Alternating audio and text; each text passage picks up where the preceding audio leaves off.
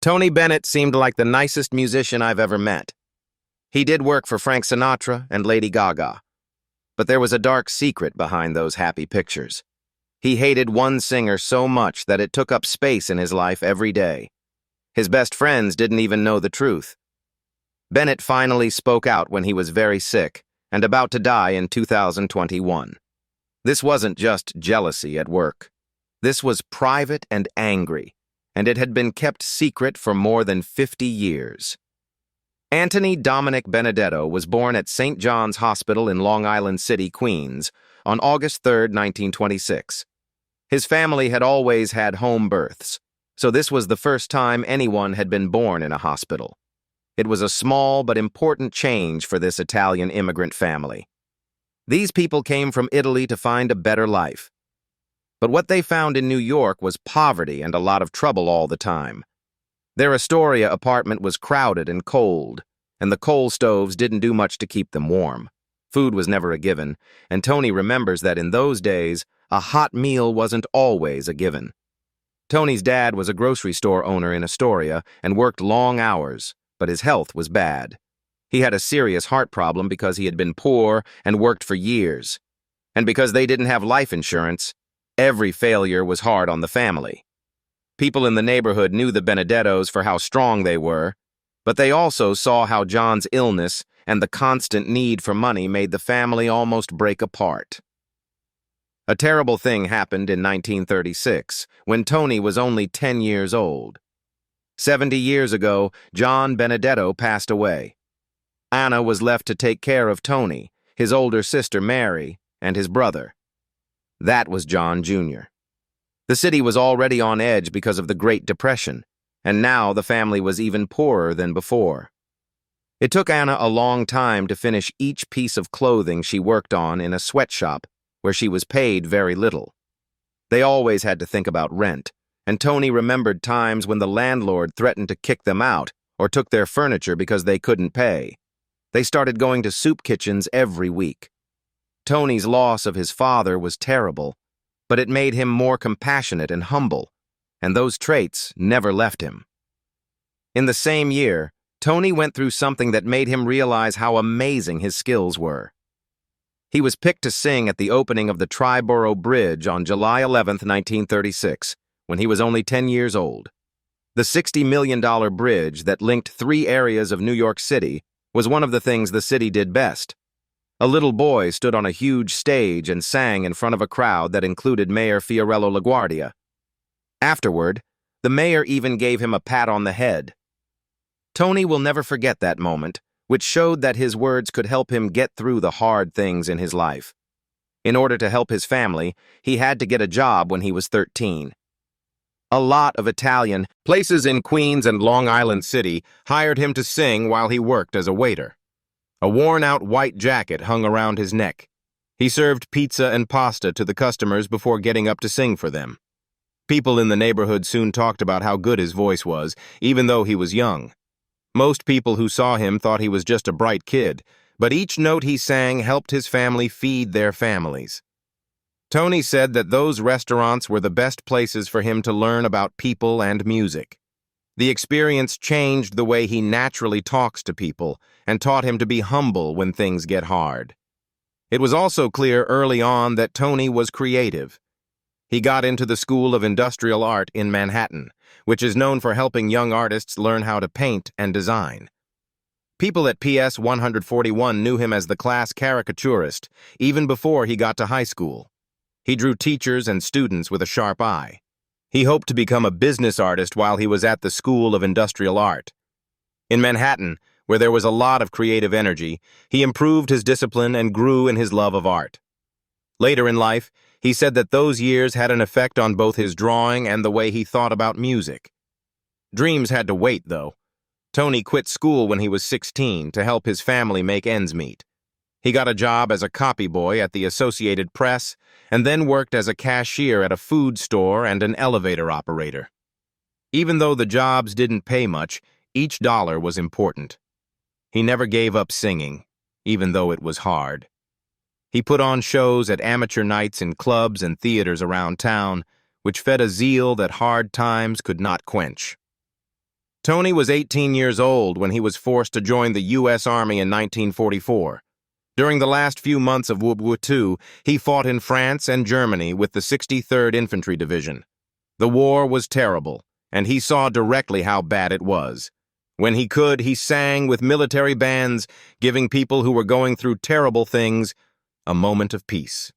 The Battle of the Bulge will always be a part of him. Almost 19,000 American troops were killed, and Tony saw friends die and villages being destroyed. He remembers how cold it was in the foxholes at night and how scary it was to be surrounded by German troops. Because of these events, he has always fought for justice and peace. Tony could really learn music after the war thanks to the GI Bill.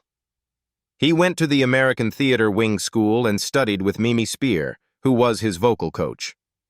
Everything changed after she gave me some advice. She told him to learn from instrumentalists instead of singers.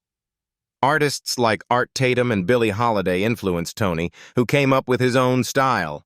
It was a smoky night in Greenwich Village in 1949, and there was music everywhere. But not many people could have imagined that one small stage would become the start of a legend. Anthony Dominic Benedetto, who went by the stage name Joe Barry, was having a hard time with his sets night after night, hoping for a chance that seemed far away. Then, Pearl Bailey walked into the Village Inn by chance. She was already famous and loved for being strong and kind. She paid close attention as he sang. The way he said it and how he felt about it stopped her in her tracks. That night, she made a choice that changed his whole life. He was asked to open her show, which put him in front of people who would finally see what she saw in him. Not only was it a nice thing to do, but it was also a brave thing to do because the entertainment world was so split after the war. Pearl Bailey not only let him use her stage, but she also met important people and put him in touch with them. One night set off a series of events that led to Bob Hope soon after.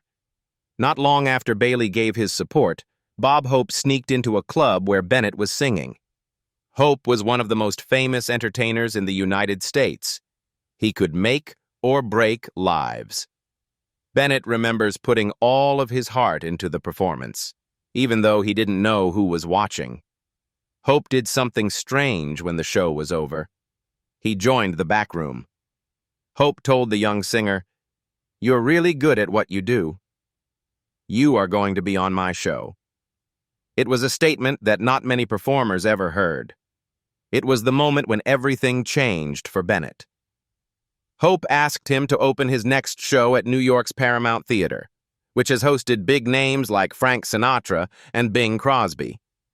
For a young singer who had just left country clubs, it was like going back in time. Hope had one more idea before that Paramount launch. He told him not to use the name Joe Barry.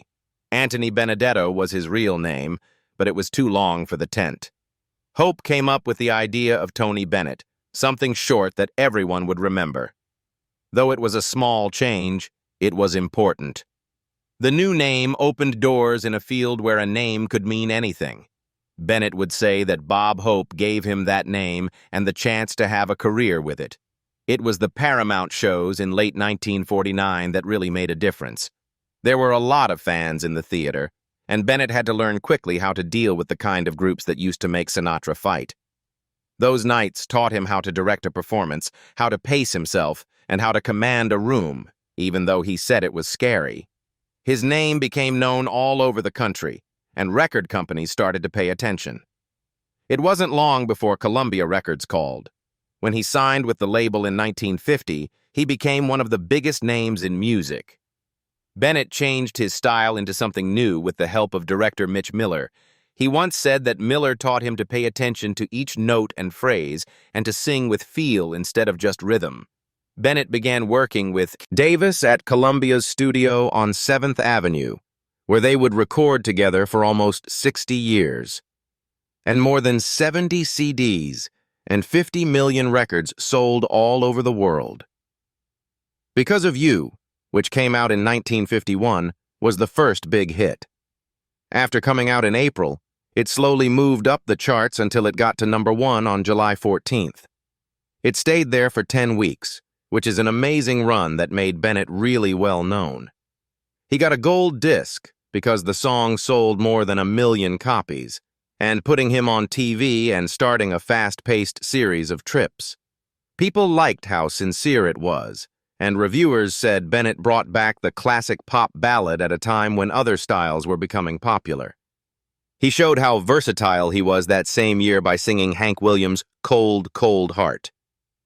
There wasn't much of a chance that a pop singer from New York would cover a country hit, but his version did well. Gold. It was #1 for 6 weeks and more than 1 million copies were sold. Hank Williams himself liked the recording and said it let people hear his music who had never heard it before. Bennett helped bring people from different cultures together with that song, showing that music could do that. Then, in 1953, Bennett had the song that would define him for 20 years. It went straight to #1 on October 24th and stayed there for 8 weeks. People loved it as a song of the American dream because the words, which were about victory and hope, fit the mood of America after World War II. It became a part of popular culture when it was used in movies like Goodfellas and The Godfather years after it came out. The song sold more than 2 million copies. Bennett said it was still the song that fans asked for the most, even after all these years. After 24 songs in the top 40 by 1965, Bennett had done something that not many people could do. He stayed at the top of the charts every year with songs like Stranger in Paradise, Blue Velvet, and Just in Time. Bennett's song, When Joanna Loved Me, made it to the top of the charts even though the Beatles were the big stars of American music in 1964. This showed that he could adapt to changing times. He said that his success was due to the fact that he loved singing songs that people remembered, which was enough to keep him there. The work that Tony Bennett did with jazz greats was truly groundbreaking. During the mid-1950s, he began singing with Count Basie. This was a big change from the safe, polished pop sound that made him famous. The meetings with Stan Getz were the most risky. Getz didn't want to work with a pop singer at first, but when he heard Bennett freestyle during practice, he changed his mind. Even more people were shocked when they worked with Art Blakey's Jazz Messengers. A lot of people thought Blakey's hard bop style and Bennett's smooth singing would never go together, but they did. They made some of the most creative singing jazz of the time. A great cornet player named Bobby Hackett once said that Bennett was the only pop singer who could move like an instrument, instead of just singing over the band. There was more to these projects than just tests. They changed him completely, and in the name of art, they put his economic success at risk. He put out a record called The Beat of My Heart in 1957. He did it to get away from the pop music machine, even though Columbia Records told him not to. Big names in jazz drumming, like Art Blakey, Chico Hamilton, and Joe Jones, played on the song. Each brought their own sound. The sessions were taped live, with almost no extra tracks, so they capture the real jazz energy. People at first thought it was too creative and didn't like it. Only 50,000 copies were sold in the first year, which isn't very many. Of course, it had a lot more of an effect than the numbers showed. On one track, Lullaby of Broadway, the singers were spread out with the band, which was pretty unusual at the time. Frank Sinatra later said he liked the record and that it taught him how to swing. Bennett and Count Basie made Basie Swings the next year in 1958. Bennett sings. Basie didn't want to do it at first because he thought Bennett was too pretty for his hard swinging band. That changed one night at New York's Birdland when Bennett joined the orchestra and played Pennies from Heaven so powerfully that the whole club was stunned. The album was made in just 3 days in January of that year with a 16-piece band. On the first song, Jeepers Creepers, Bennett and the horn section traded riffs in a way that had never been done on a commercial record before. More than 250,000 copies were sold in the first year, which is a big number. Years later, studio tapes showed that Bennett had changed a lot of the vocal arrangements while the sessions were going on and made up new tunes as the tape played. Basie said that this was the only record with a singer that made him feel like the singer was really part of his band. Then he sang the song that would make or break his career. Bennett taped Left My Heart in San Francisco at Columbia's 30th Street studio on January 23, 1962. He almost skipped it. He put the song away on his piano 8 months ago because he thought it was too emotional. When he got to the meeting, he had laryngitis and could hardly speak. The musicians had to lower the key twice so that his high-pitched voice would fit. Still, he did a version of the song that made history in just 2 takes.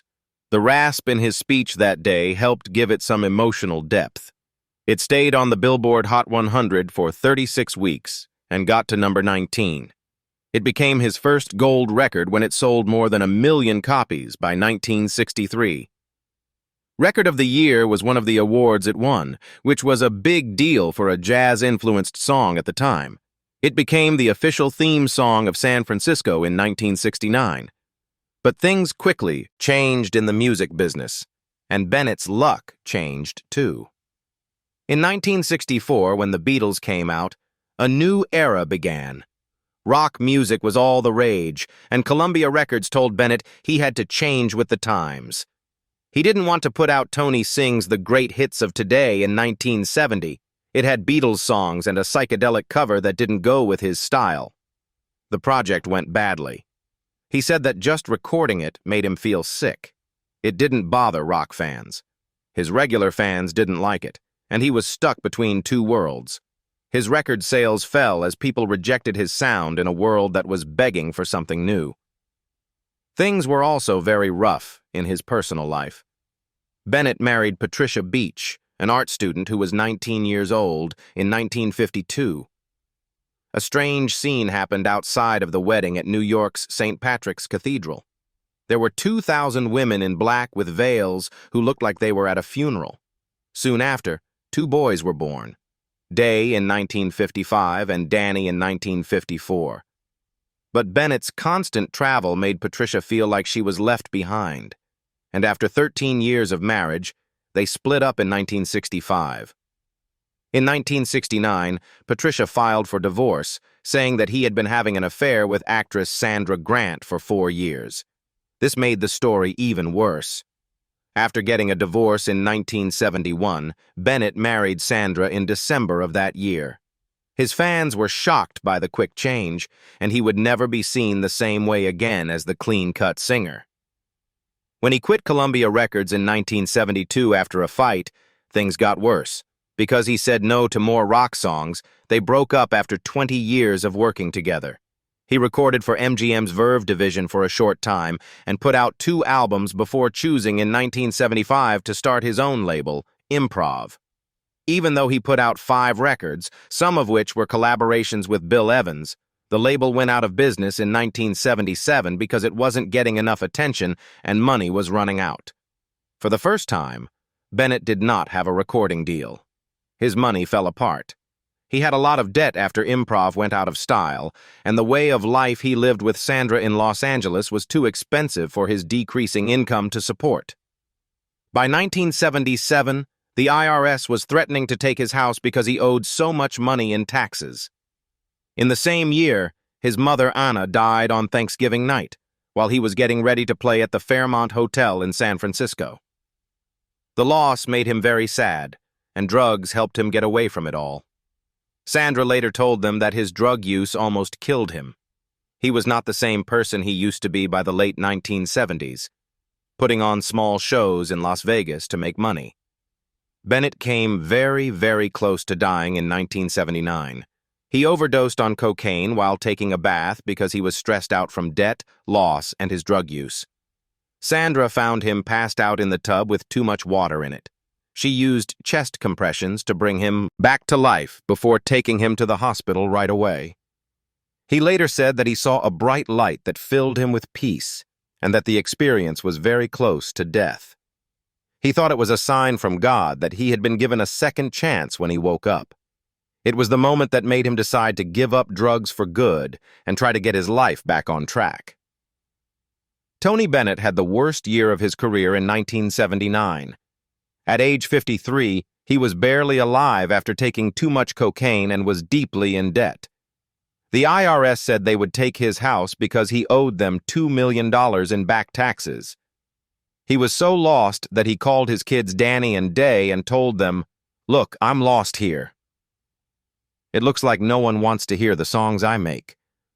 The call came as a surprise because Danny and Day used to be in a failed rock band called Quacky Duck, and his friends in the backyard.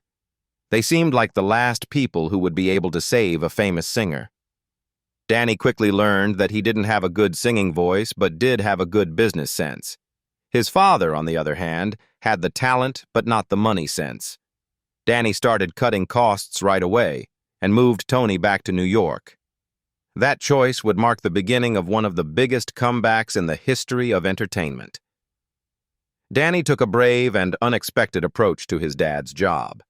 Instead of following the latest styles, he moved Tony away from the tired Las Vegas look.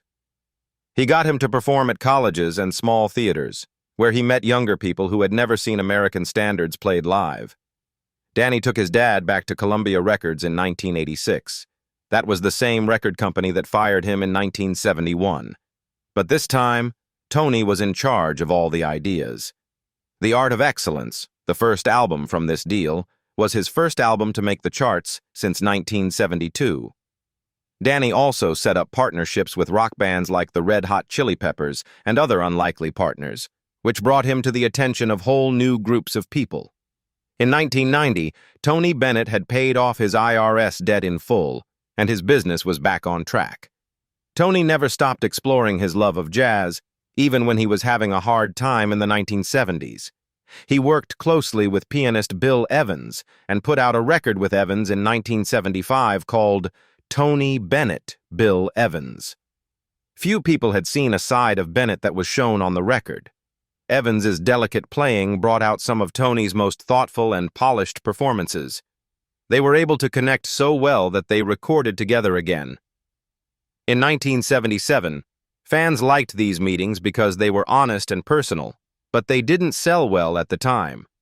Bennett also worked with great jazz musicians like Ruby Braff and George Barnes. These projects were not noticed at the time, but they were later seen as some of his best. Bennett shocked the music world in 1994 when he went on MTV's Unplugged. He was 68 years old. Not traditional singers, but rock and alternative acts were what the show was known for. But the performance became the second most popular episode of the show's history. Over 1 million versions of the live album were sold, making it a platinum record. It also won the Grammy Award for Album of the Year in 1995. It was only the 4th live record to ever win that award. The show had some memorable duets, including one with K.D. Lang and Bessie Smith. The crowd loved Bennett's voice when he said, "Let's do this without a microphone." It really captured the spirit of the show. When Bennett wasn't on stage, his personal life took a strange turn. She was 40 years younger than he was when they got married in 2007. The link was almost a sign from fate. They met for the first time in the 1960s, when her mother was pregnant with Susan.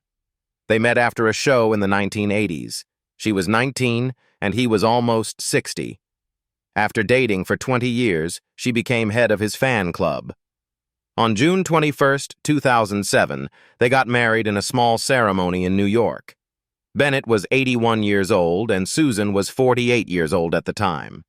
At first, he said, the age difference was hard to ignore, but they quickly found that they had so many things in common that it didn't matter. She was with him in his last years and took care of him after he was diagnosed with Alzheimer's.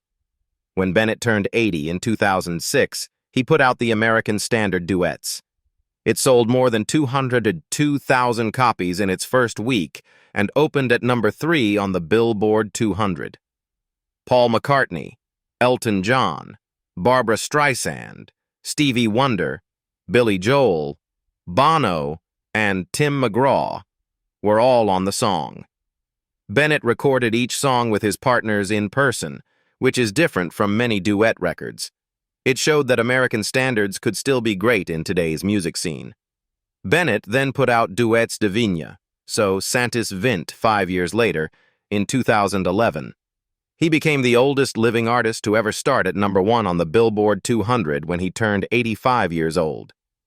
The album had performances with Lady Gaga, Mariah Carey, Norah Jones, John Mayer, Aretha Franklin, Carrie Underwood, and a duet with Amy Winehouse after her death. It sold 179,000 copies in its first week. It was the last song Winehouse made before she died, and their version of Body and Soul was very moving. Danny said the album's success was historic and showed that his dad had never lost his artistic edge. They worked together again in 2014 for Cheek to Cheek.